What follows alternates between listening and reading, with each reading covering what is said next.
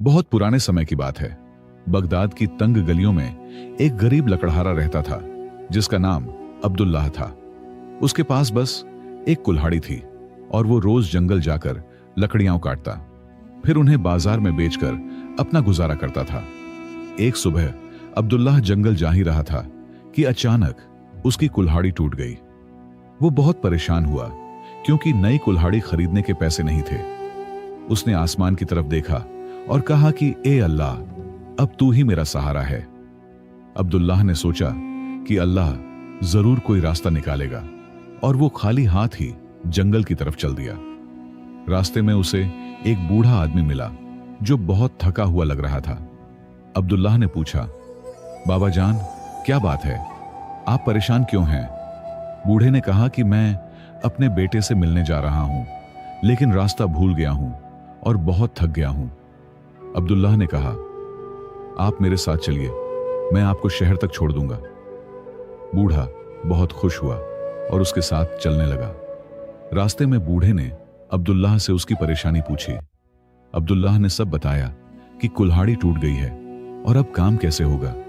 बूढ़ा मुस्कुराया और बोला, बेटा, जो अल्लाह पर भरोसा करता है, अल्लाह उसकी मदद जरूर करता है।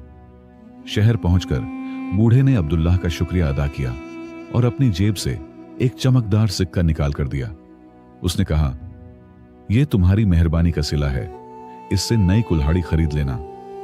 अब्दुल्लाह ने सिक्का देखा तो वो सोने का था और बहुत कीमती था। अब्दुल्लाह ने सिक्का लौटाना चाहा, लेकिन बूढ़ा अचानक गायब हो गया, जैसे हवा में उड़ गया हो।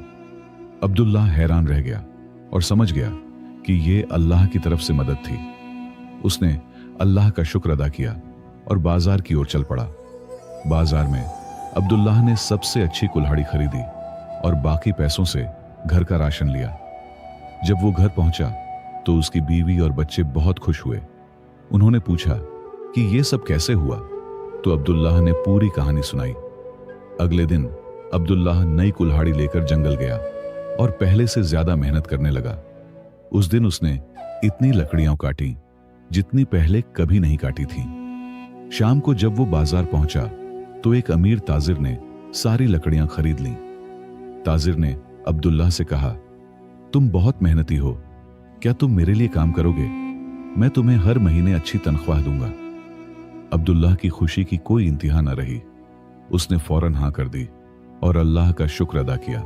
कुछ महीने गुजर गए और अब्दुल्लाह की जिंदगी बहुत अच्छी हो गई थी। वो ताजिर के लिए मेहनत से काम करता और अच्छी तनख्वाह पाता था।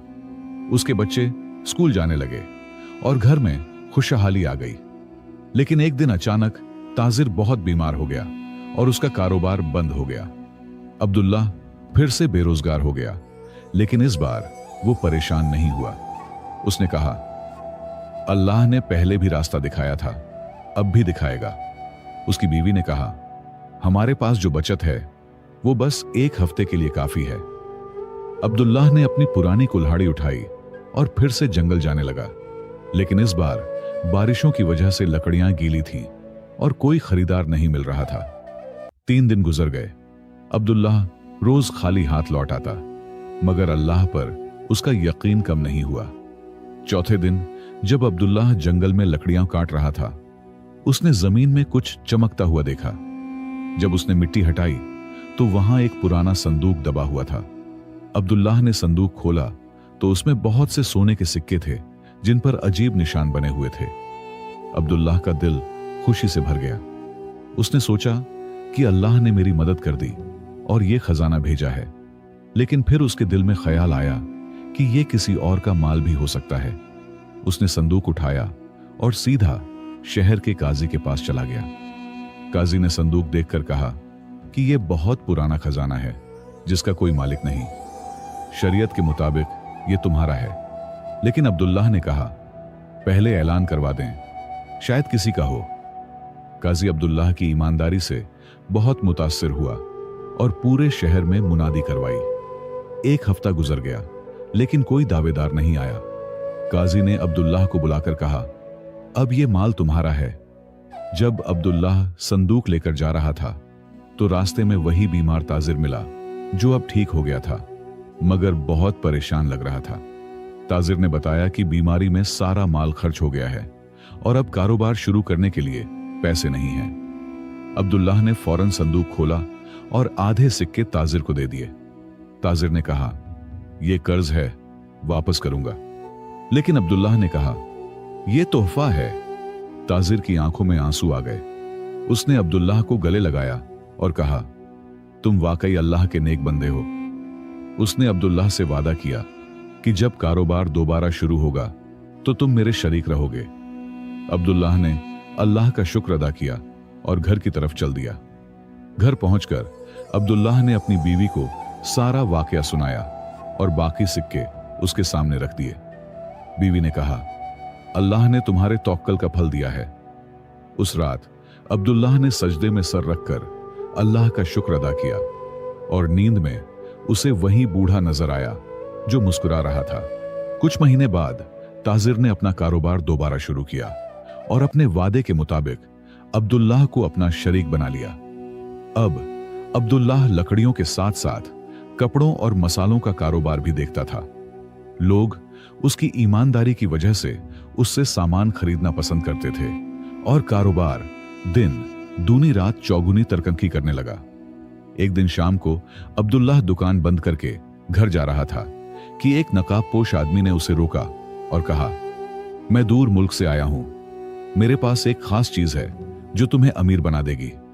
अब्दुल्लाह ने पूछा, क्या चीज है? तो उसने एक छोटी शीशी दिखाई। नकाबपोश ने बताया, यह जादुई दवा है, जिस चीज पर डालोगे वो सोना बन जाएगी, बस 1,00,000 दिरहम दे दो। अब्दुल्लाह मुस्कुराया और बोला, भाई मैं अल्लाह पर भरोसा करता हूं, जादू टोने पर नहीं। हलाल की कमाई में बरकत होती है और मैं उसी पर कानिया हूं।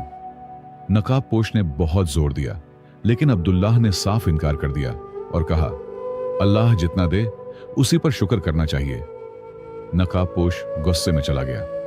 अगले दिन अब्दुल्लाह ने सुना कि शहर के एक अमीर सेठ ने वो दवा खरीद ली और अपना सारा माल गंवा बैठा, क्योंकि वो धोखा था। कुछ दिनों बाद अब्दुल्लाह के कारोबार में अचानक नुकसान होने लगा। एक काफिला लुट गया और दूसरा तूफान में डूब गया। ताजिर साथी परेशान हो गया और बोला, हम बर्बाद हो जाएंगे। लेकिन अब्दुल्लाह ने तसल्ली दी, सब्र करो, अल्लाह बेहतर जानता है कि हमारे लिए क्या अच्छा है। अब्दुल्लाह ने अपने हिस्से की बचत से दोबारा कारोबार शुरू किया और मेहनत से काम करने लगा। उसने कभी शिकायत नहीं की, बल्कि कहा, शायद अल्लाह को यही मंजूर है। उसकी बीवी और बच्चे भी उसका साथ देते और कहते, अल्लाह ने जरूर इसमें कोई भलाई रखी होगी। एक दिन बादशाह का ऐलान हुआ कि जो कोई शाही महल के लिए सबसे मजबूत लकड़ी लाएगा उसे बड़ा इनाम मिलेगा। अब्दुल्लाह को याद आया कि जंगल में एक जगह बहुत मजबूत दरख्त हैं। वो फौरन अपनी पुरानी कुल्हाड़ी